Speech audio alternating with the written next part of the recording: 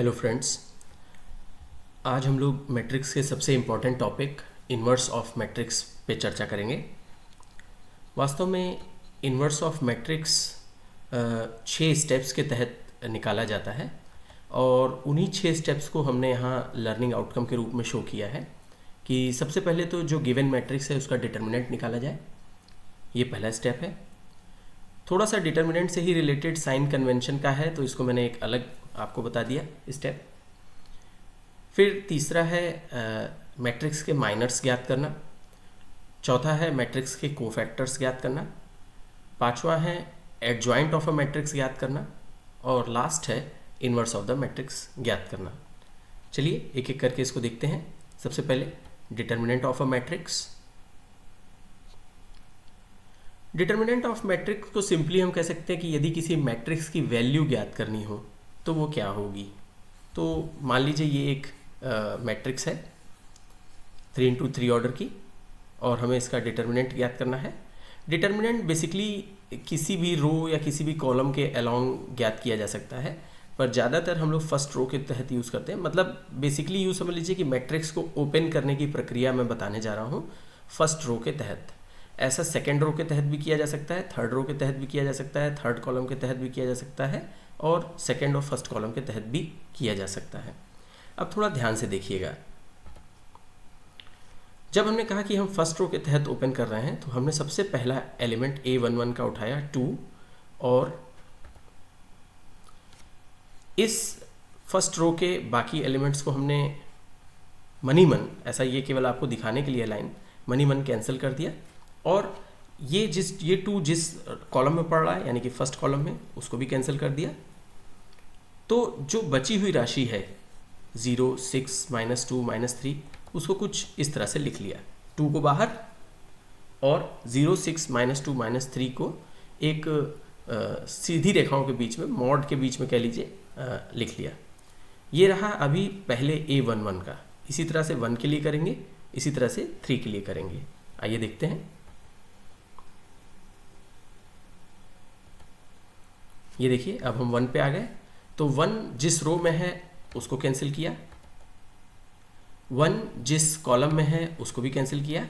बच गया हमारे पास 4, 6, 5, -3 और इसको हमने इस तरह से लिख दिया 1 बाहर और 4, 6, 5, -3 उसी ऑर्डर में जिस ऑर्डर में वो हैं लिख दिया। फाइनली 3 के साथ ऐसा करते हैं। फर्स्ट रो में हमें कंप्लीट करना है तो 3 में जिस रो में वो है उसको कैंसिल किया, जिस कॉलम में वो है उसको कैंसिल किया। हमारे पास बच गया 4, 0, 5, -2 और हमने 3 के साथ उसे इस तरह से लिख लिया। क्या ये स्पष्ट है? एक हिसाब से कह लीजिए कि ये ब्रेकिंग है फर्स्ट रो के अलोंग। अभी हमारा डिटर्मिनेंट कैलकुलेट नहीं हुआ है। डिटर्मिनेंट कैलकुलेट करने के लिए हम इनको इस तरीके से पिरोएंगे। ये देखिए, आपने देखा था 2 के साथ कुछ इस तरह प्राप्त हुआ, माइनस का साइन लगाया, 1 के साथ कुछ इस तरह से प्राप्त हुआ, प्लस का साइन लगाया, 3 के साथ कुछ इस तरह का प्राप्त हुआ था। हमने इसको एक साथ रख लिया और ये जब हम A को 2 खड़ी रेखाओं के बीच में, जिसको डिटर्मिनेंट के लिए ही यहाँ यूज़ करते हैं, ये बेसिकली कहलाएगा डिटर्मिनेंट ऑफ मैट्रिक्स A। ये यहाँ से ज्ञात हो जाएगा। ये माइनस प्लस कैसे रखे गए हैं यही हमको अगले स्टेप साइन कन्वेंशन में सीखना है, लेकिन उससे पहले आइए इस डिटर्मिनेंट के कार्य को पूरा कर लें। अब हमें ये जो खड़ी रेखाएं हैं इनके मध्य इनको इसी तरह से मल्टीप्लाई करना है। 0 को -3 से, फिर माइनस का साइन लगता है और -2 को 6 से। देखिए 0 को -3 से, -2 को 6 से, इसी तरह 4 को -3 से, 5 को 6 से, 4 से और 5 को 0 से। कुछ इस तरह का बन जाएगा हमारे पास। ध्यान से देखिएगा, 2 बाहर है, अंदर 0, -3 आपस में मल्टीप्लाई हो रहे हैं। कुछ दिक्कत ना हो इसलिए मैंने ब्रैकेट्स लगाना पसंद किया। फिर माइनस का साइन लगाया। ये माइनस का साइन सदैव रहता है इसलिए इसमें कोई ऐसा विशेष बताने लायक नहीं है। और फिर -2 को 6 से, और इस तरीके से 2 को इस जो भी कैलकुलेशन आएगा, बेसिकली हमको पहले इसको कैलकुलेट करके बताना है। इसका जो रिजल्टेंट आएगा वो 2 से मल्टीप्लाई होगा। तो यहाँ भी देखिए वही हो रहा है, 0 × -3 0 हो जाएगा 0 से मल्टीप्लाई होने की वजह से, और -2 × 6 -12 हो जाएगा। लेकिन बाहर वाली वैल्यू माइनस है तो माइनस माइनस +12 हो जाएगा और ये +12 शायद आगे जाके 2 से मल्टीप्लाई होके 24 हो जाएगा। इसी तरह आप दूसरे ब्रैकेट्स में भी देख सकते हैं। 4 इंटू -3 किया, माइनस का साइन लगाया, 5 इंटू 6 किया, और इसका जो रिजल्टेंट आएगा उसको फाइनली 1 से मल्टीप्लाई करना होगा। प्लस का साइन यहाँ लगाया, ये साइन कन्वेंशन से हम सीखेंगे आगे चल के। 4 इंटू -2 किया, माइनस का साइन लगाया, 5 इंटू 0 किया, और इस तरीके से हमने भीतर का कैलकुलेशन किया। जो भीतर का रिजल्टेंट आएगा उसको 3 से मल्टीप्लाई कर देंगे तो फाइनल वैल्यू यहाँ से प्राप्त हो जाएगी। थोड़ा सा सिंप्लीफाई करके देखते हैं। ये देखिए, जैसा कि मैंने कहा 0 -12, इसी तरह यहाँ पे -12 और 30, इसी तरह से यहाँ पे -8 और 0। आगे देखिए, ये देखिए माइनस माइनस प्लस हो गया तो 12 और 12 और 2 24 होने जा रहा है। यहाँ भी देख लीजिए -12 और -30 हो जाएगा तो ये आपस में जुड़ के -42 हो जाएगा। सही है। भीतर यहाँ देख लीजिए -8 -0 यानी कि -8 ही रह जाएगा। तो इस प्रकार से हमें ये मिल जाएगा 12 इंटू 2 24, -42 इंटू -1 +42 हो जाएगा, और -8 इंटू 3 -24 हो जाएगा, +24 और -24 कैंसिल हो जाएगा तो आपको मिल जाएगा determinant of matrix A is 42। इस डेटा को हमें याद भी रखना है। अगर आप कॉपी पेन लेके बैठे हैं तो आप इसको नोट भी कर सकते हैं, क्योंकि इस स्टेप की आवश्यकता इन्वर्स निकालने में पड़ती है। वैसे तो सभी स्टेप्स की आवश्यकता है, लेकिन जब हम इस स्टेप की बात कर रहे हैं तो इसका एक विशेष योगदान है। Sign convention. अच्छा हाँ, पहले ये देख लीजिए कि अगर ये जो डिटर्मिनेंट वैल्यू आई 42, ये कोई भी वैल्यू आ जाए, माइनस में प्लस में, तो हम इसको नॉन सिमिलर मैट्रिक्स कहते हैं, और ये एक सही वैल्यू है। अगर ऐसी कोई वैल्यू आई है तो हम उसको उस मैट्रिक्स का इन्वर्स निकाल सकते हैं। केवल एक ही चीज़ है कि ज़ीरो ना आने पाए, माइनस प्लस आए, डेसिमल में आए, कैसा भी आए, सही बटे में आए, लेकिन ज़ीरो ना आए। तो इसलिए हमने यहाँ फाइनली लिखा है कि determinant of matrix should not be equal to 0। बाकी कोई भी चीज़ होगी तो हम इन्वर्स ज्ञात कर सकते हैं। अगर स्टेप 1 में ही डिटर्मिनेंट ऑफ मैट्रिक्स ए 0 आ जाता है तो हमको सिंपली लिख देना होता है कि इस मैट्रिक्स का डिटर्मिनेंट 0 है, तो हम इसका इन्वर्स नहीं ज्ञात कर सकते। Inverse of this matrix can not be obtained. आइए साइन कन्वेंशन की बात करें। ये सिंपल है।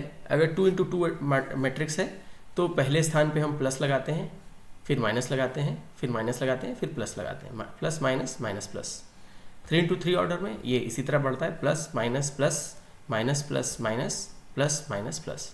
तो आपने देखा था कि जब हमने पहली रो लिखी 2 था, 2 के सामने कुछ नहीं लगाया क्योंकि प्लस का साइन शुरू में नहीं भी शो करें चलेगा। बाद वाले में हमने माइनस का साइन लगाया था और लास्ट वाले में हमने प्लस का साइन लगाया था 3 के सामने। आप चाहे तो पीछे जाके देख भी सकते हैं। ये देखिए 2 के सामने कोई साइन नहीं है, मतलब वो प्लस का साइन था। यहाँ पे 1 के सामने माइनस का साइन है उसी साइन कन्वेंशन की वजह से, और 3 के सामने भी प्लस का साइन है। कहने का आशय ये है कि जैसा कि हमने आप बताया कि आप किसी भी कॉलम या किसी भी रो के अलोंग ओपन कर सकते हैं। तो मान लीजिए किसी का मन हुआ कि वो सेकेंड कॉलम के अलोंग ओपन करे, तो सेकेंड कॉलम के अलोंग उसको पहली संख्या के सामने माइनस लगाना होगा, दूसरी संख्या के सामने प्लस लगाना होगा, और तीसरी संख्या के सामने माइनस लगाना होगा। क्या ये बात स्पष्ट है? ये साइन कन्वेंशन आपको समझ में आ गया। इसमें कुछ ज़्यादा याद करने की भी आवश्यकता नहीं। प्लस माइनस माइनस प्लस, और 3 इंटू 3 ऑर्डर में plus minus plus minus plus minus plus minus plus, बस सिंपली। चलिए आगे देखते हैं। Minors of a matrix. Minors यूँ कह लीजिए कि छोटे छोटे हम डिटर्मिनेंट टाइप के ही पार्ट बना लेते हैं और उनकी वैल्यू ज्ञात करने की कोशिश करते हैं।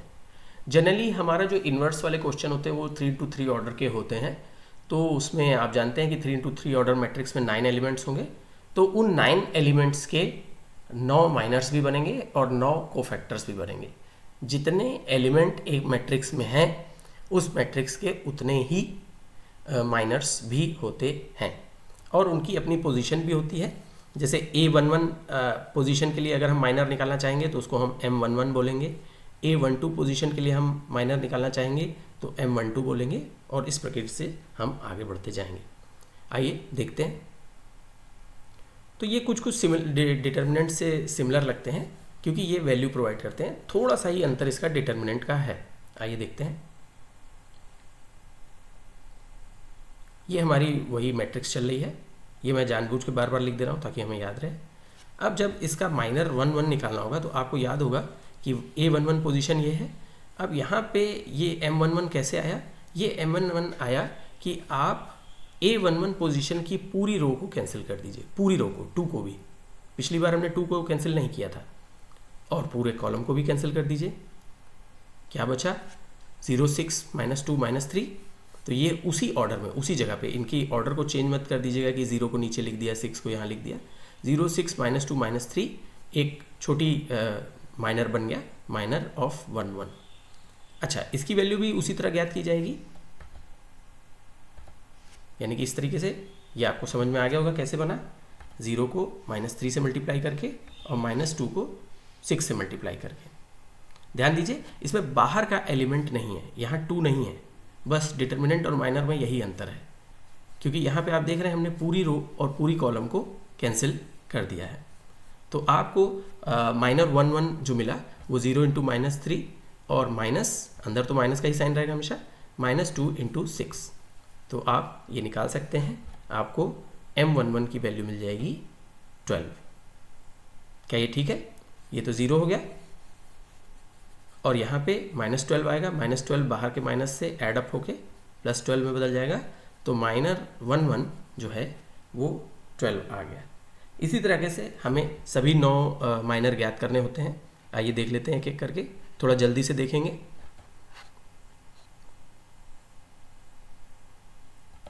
तो A12 पोजीशन के लिए, A12 पोजीशन की रो को कैंसिल किया। A12 पोजीशन ये है, तो आपने ये रो कैंसिल की, ये कॉलम कैंसिल करनी पड़ेगी। ये कर दिया। क्या बचा? 4 6 5 -3 लिख दिया। ये M12 पोजीशन है ना। और ये आपने, अब आप इसकी वैल्यू फिर उसी तरह से निकालेंगे मल्टीप्लाई करके। देख लीजिए, 4 × -3 -12 हो जाएगा, 5 × 6 -30 हो जाएगा। बाहर के माइनस की वजह से ये पूरा का पूरा एडअप हो जाएगा और आपको दे देगा -42। A13 पोजीशन के लिए, A13 पोजीशन ये है, तो यहाँ के लिए इस रो को काटिए और इस कॉलम को काटिए। बचा क्या? 4 0 5 -2 मल्टीप्लाई कर दीजिए, आपको M13 की वैल्यू मिल जाएगी। ठीक है, और आगे बढ़ते हैं। A21 पोजीशन के लिए, A21 पोजीशन ये है, तो ये वाली पूरी रो कैंसिल हो जाएगी और ये वाली पूरी कॉलम कैंसिल हो जाएगी। आपको मिलेगा 1 3 -2 -3। रख दिया उसी तरीके से, वैल्यू निकाल ली उसी तरीके से।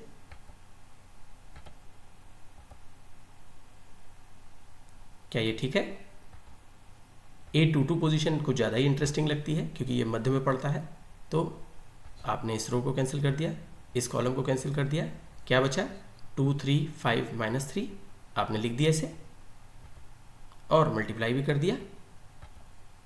ये आ गया आपका M22 की वैल्यू, माइनर की वैल्यू। और आगे बढ़ते हैं A23 पोजीशन के लिए। 23 पोजीशन ये है A23।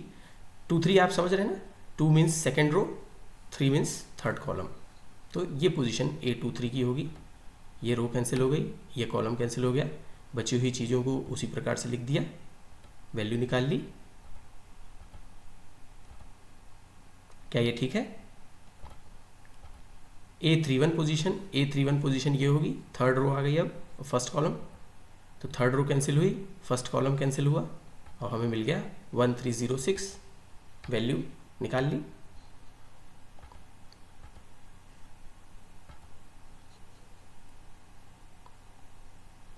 A32 position, A32 position ये रही, तो third row second column cancel हो गया, वैल्यू आ गई। ये सारी वैल्यूज़ हमको नोट करती रहनी चाहिए। अभी हम आगे इसकी समरी टेबल भी बनाए हैं इसीलिए, क्योंकि बार बार पलट के पीपीटी में जाना संभव नहीं होगा। A33 पोजीशन ये लास्ट पोजीशन है और ये third row, third column cancel हो गया, आपको वैल्यू मिल गई 2140। ये आपका आ गया वैल्यू। तो ये आपके माइनर्स की वैल्यूज़ हैं और आपको सभी 9 पोजीशंस के लिए ऐसा करना होता है। माइनर से भी ज़्यादा इंपॉर्टेंट हमको को फैक्टर निकालना है। जो मैथ्स के बच्चे होते हैं वो डायरेक्टली को फैक्टर निकाल लेते हैं, क्योंकि कमोबेश उसमें माइनर का यूज़ है। पर मैं जानबूझ के माइनर और को फैक्टर अलग अलग बताता हूँ, क्योंकि चूँकि शायद मैं भी नॉन मैथ्स बैकग्राउंड का था तो मुझे इसको जानने में कठिनाई हुई, तो मुझे लगता है ये ज़्यादा सिंपल तरीका है। थोड़ा लेंदी ज़रूर है, पर अगर हम माइनर सही सही निकाल लेंगे तो को फैक्टर आप देखेंगे धीरे धीरे जब सीख लेंगे कि ये जनरली बस उसके प्लस या माइनस साइन को ही चेंज करता है। यानी कि अगर हमारा M11 कोई वैल्यू आई थी, मुझे M12 का याद है, M12 माइनस 42 आया था, तो शायद वो उस 42 वैल्यू को तो रहने देगा, माइनस साइन को शायद प्लस कर दे या माइनस ही रहने दे। को फैक्टर केवल इतना ही करता है। को फैक्टर का जो है कैलकुलेशन यही है। यही मैंने यहाँ लिखा है कि जो एक्सपर्ट बच्चे हैं वो डायरेक्ट को फैक्टर निकाल सकते हैं। जो एक्सपर्ट नहीं है, मेरी उनसे पूरी रिक्वेस्ट है कि वो माइनर निकालें, को फैक्टर निकालें। 5 मिनट आपका एक्स्ट्रा लगेगा, लेकिन आपके सवाल गलत होने की संभावना कम हो जाएगी। को फैक्टर निकालने का फॉर्मूला ये है, बड़ा अजीब सा फॉर्मूला है। देखिए पहले वैल्यूज़ आ गई ये रहा को फैक्टर। तो को फैक्टर CIJ, जहाँ I बता रहा है कि कौन सी रो है, किस पोजीशन की बात हो रही है रो में, और J कॉलम की बात हो रही है। ये हमेशा वही रो इनटू कॉलम फॉर्मेट में चल रहा है। तो अगर हम C11 की बात करें तो I भी 1 हो जाएगा, J भी 1 हो जाएगा, तो यहाँ भी ये 1 हो जाएगा, यहाँ भी ये 1 हो जाएगा, M11 हो जाएगा। M11 पोजीशन वैल्यू हम निकाल चुके हैं माइनर की, ये माइनर है। तो इस तरीके से हमें को फैक्टर मिल जाएगा। ठीक है, को फैक्टर भी उतने ही संख्या में होंगे जितनी संख्या में माइनर होंगे, क्योंकि अगर 9 माइनर हैं तो 9 को फैक्टर भी आपको प्राप्त होंगे। आइए कैलकुलेट करते हैं।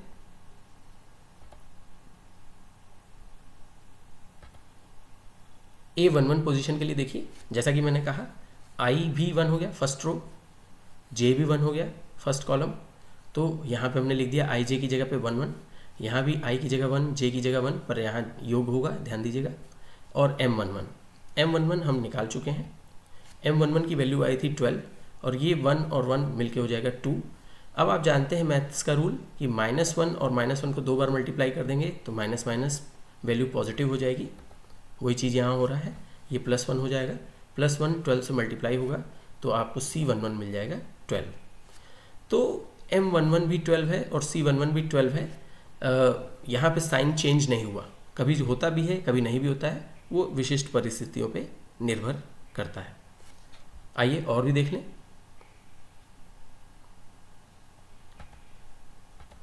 C12 पोजीशन को देखिए, तो अब I हो गया 1, कॉलम हो गया 2, यहाँ पे 1 + 2 हो जाएगा। M12 की वैल्यू जहाँ तक मुझे याद है हम लोग ने -42 निकाली थी, तो ये हो गया। यहाँ पे अब ये 3 हो गया, है ना, और 3 होने की वजह से -1 × -1 तो +1 हो जाएगा, लेकिन एक बार फिर -1 से मल्टीप्लाई होगा तो अगेन -1 हो जाएगा, ये रह गया -1। चूँकि ये भी वैल्यू -2 है तो -1 × -42 will give you a positive 42। जरा इसी तरह से बाकी भी कैलकुलेट कर लिया जाए। A13 पोजीशन का देखिए, 13 पोजीशन में ये 1 + 3 हो जाएगा, आप इसे कैलकुलेट कर सकते हैं। ये आ गया -8। सिमिलरली A21 पोजीशन देखिए, क्या आपको मेरी बात समझ में आ रही है? ये हम क्या कर रहे हैं, हम सिंपली पोजीशन वाइज वैल्यूज़ रखते जा रहे हैं, और यहाँ के एडिशन पे ध्यान रखना है कि ये एडिशन इस माइनस को माइनस ही रहने देता है कि इस माइनस को प्लस में कर देता है। सारा का सारा क्रक्स इसी में छुपा है। अगर हम माइनर निकाल चुके हैं तो जो डायरेक्टली यहाँ पे माइनर निकालते हैं उनके लिए थोड़ा सा कैलकुलेशन लेंदी हो जाएगा। मतलब M22 पे आप डायरेक्टली वो 4605 लिख सकते हैं और उसकी वैल्यू भी निकाल सकते हैं, वैसा भी कर सकते हैं। तो इस तरीके से हमको सारे पोजीशंस मिलते चले जा रहे हैं। A23 पोजीशन का, A31 पोजीशन का, A32 पोजीशन का और A33 पोजीशन का आप देख सकते हैं। होपफुली अगर आप खुद से भी कैलकुलेट कर रहे हैं तो ज़्यादा अच्छा जा रहा होगा आपका।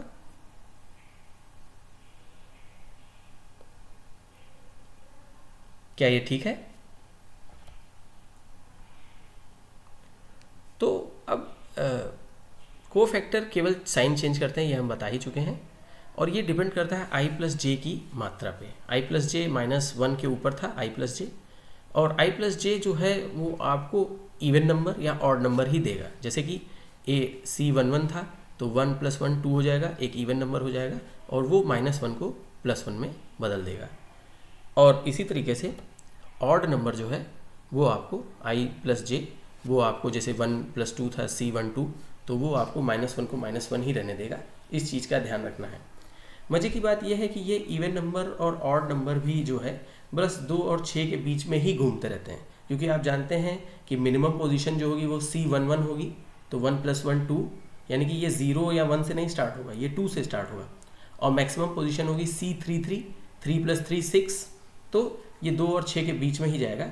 यानी कि जब भी i प्लस जे का योग 2, 4 या 6 आए तो वो -1 को 1 कर देता है, +1 कर देता है, और जब भी वैल्यू 3 या 5 आए तो वो -1 को -1 ही रहने देता है। क्या ये बात ठीक है? चलिए,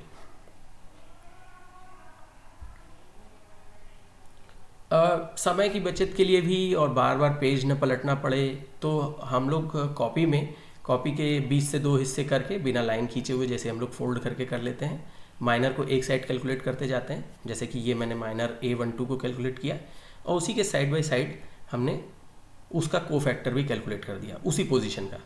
तो क्या है कि मिस्टेक होने की संभावना कम रहती है, और जैसे कि बार बार पलट के नहीं देखना पड़ेगा कि M13 हमने क्या निकाला था, M31 क्या निकाला था। आप यहीं का यहीं इसको कैलकुलेट कर लेंगे, और अगर कोई एरर होगी तो उसको भी आइडेंटिफाई करने में आसानी होगी कि आपने प्लस माइनस में यहाँ मिस्टेक की है या प्लस माइनस में यहाँ मिस्टेक की है। आई होप आपको ये समझ में आ रहा होगा। तो इस प्रकार से हमको माइनर्स मिल गए और कोफैक्टर्स मिल गए। कहीं पे साइन चेंज हुआ, कहीं पे नहीं चेंज हुआ, यहाँ पे नहीं चेंज हुआ, यहाँ पे चेंज हो गया, यहाँ पे भी नहीं चेंज हुआ, और इस तरीके से ये डिपेंड करता है कि वैल्यूज़ क्या हैं और i प्लस जे की वजह से क्या स्थिति होती है। जब वैल्यू 0 आती है तो वो ज़्यादा सेफ होती है, क्योंकि माइनस प्लस किसी भी स्थिति में 0 0 ही रहेगा, इसलिए ज़्यादा ज़ीरो वाले सवाल बहुत अच्छे होते हैं मैट्रिक्स में, देखने में भी टफ नहीं होते, मल्टीप्लिकेशन में भी ईजी होते हैं। अब आ जाते हैं हम एडजॉइंट ऑफ अ मैट्रिक्स ज्ञात करने के लिए। एक्चुअली जो हमने कोफैक्टर्स ज्ञात किए उन्हीं को उनकी स्थिति में C11 को A11 मानते हुए, C12 को A12 मानते हुए एक नया मैट्रिक्स बना दिया जाए कोफैक्टर्स का, तो ये हमारा एडजॉइंट ऑफ मैट्रिक्स हो जाता है। और चूंकि हम इसको कोफैक्टर से बनाते हैं तो हम जनरली इसको C नाम दे देते हैं, कैपिटल C, ताकि हमें याद रहे कि ये जो नई मैट्रिक्स मिली है ये हमें कोफैक्टर से मिली है।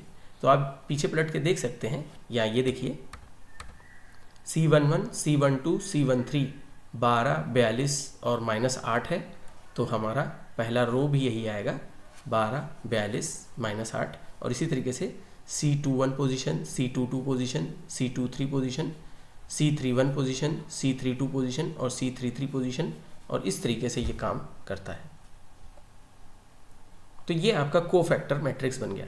पर अभी ये एडजॉइंट ऑफ मैट्रिक्स नहीं है। Adjoint of given matrix A, जो A मैट्रिक्स है उसका एडजॉइंट नहीं है। जब हम इस C मैट्रिक्स को ट्रांसपोज कर दें वो ही एडजॉइंट ऑफ मैट्रिक्स A हो जाता है। तो हमने यहाँ पे इसको ट्रांसपोज कर दिया। आपको याद होगा कि वहाँ पे वो रो था 12, 42, -8, यहाँ पे ये कॉलम हो गया 12, 42, -8। आप जानते हैं कि ट्रांसपोजिंग क्या होता है?